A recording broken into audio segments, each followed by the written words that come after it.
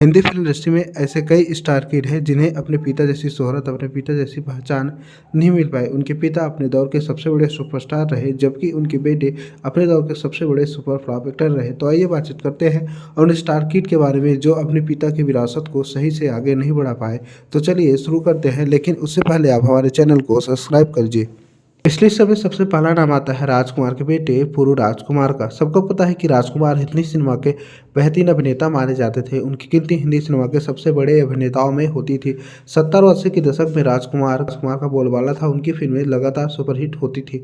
ऐसे में राजकुमार ने जब अपने बेटे पूरू राजकुमार को लॉन्च किया तो सबको उम्मीदें थी। सबको लग रहा था कि राजकुमार की तरह यह भी बॉलीवुड में रूल करेगा, बड़े बड़े डायलॉग बोलेगा, लेकिन ऐसा हुआ नहीं। राजकुमार जितने बड़े सुपरस्टार रहे, उनके बेटे पूरू राजकुमार उतने ही सुपर फ्लॉप एक्टर रहे। जी हाँ दोस्तों, पूरू राजकुमार ने 90 के दशक में बाल ब्रह्मचारी फिल्म से डेब्यू किया, जिसे दर्शकों ने काफी ज्यादा पसंद किया। लेकिन इस फिल्म के बाद पूरू राजकुमार इंडस्ट्री से गायब हो गए। उनकी जितनी भी फिल्में आई लगातार सुपर फ्लॉप हो गई। इस तरह से सुपरस्टार अभिनेता कुमार का बेटा सुपर फ्लॉप पूरू राजकुमार बन गया। जी हाँ दोस्तों, पूरू राजकुमार बहुत बड़े सुपर फ्लॉप एक्टर माने जाते हैं। वे अपने पिता की विरासत को आगे नहीं बढ़ा पाए, जबकि राजकुमार की गिनती आज भी हिंदी सिनेमा के बेहतरीन अभिनेताओं में होती है। जब भी हिंदी सिनेमा के सबसे बेहतरीन और सबसे बेहतरीन डायलॉग बोलने वाले अभिनेताओं की लिस्ट तैयार की जाती है तो उसमें राजकुमार सबसे टॉप पर याद किए जाते हैं। राजकुमार का एक्टर आज भी पैदा नहीं हुआ है। राजकुमार अपने डायलॉग डिलीवरी के लिए हमेशा शहंशाह कहलाते हैं। राजकुमार के बेटे पूरू राजकुमार अपने पिता की विरासत को आगे नहीं बढ़ा पाए और आज एक गुमनामी की जिंदगी जी रहे हैं।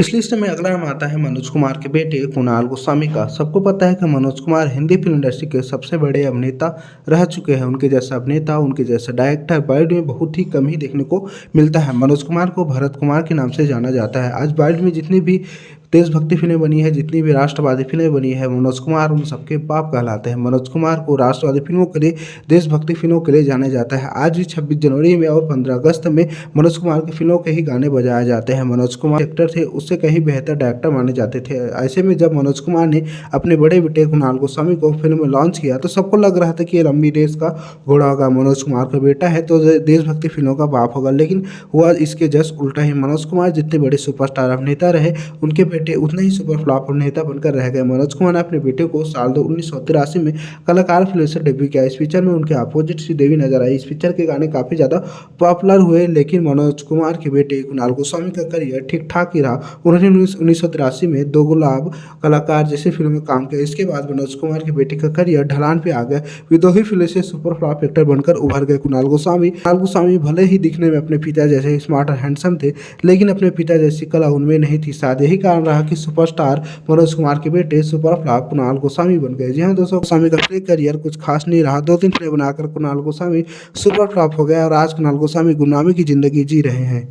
इस लिस्ट में अगला नाम आता है देवानंद के बेटे सुनील आनंद का। सबको पता है कि देवानंद हिंदी फिल्म इंडस्ट्री के सबसे बड़े लवर बॉय रहे। जब भी रोमांटिक फिल्मों की बात आती है तो देवानंद का नाम सबसे पहले जहन में आता है। देवानंद को ही हिंदी फिल्म इंडस्ट्री का एवरग्रीन लवर बॉय कहा जाता है।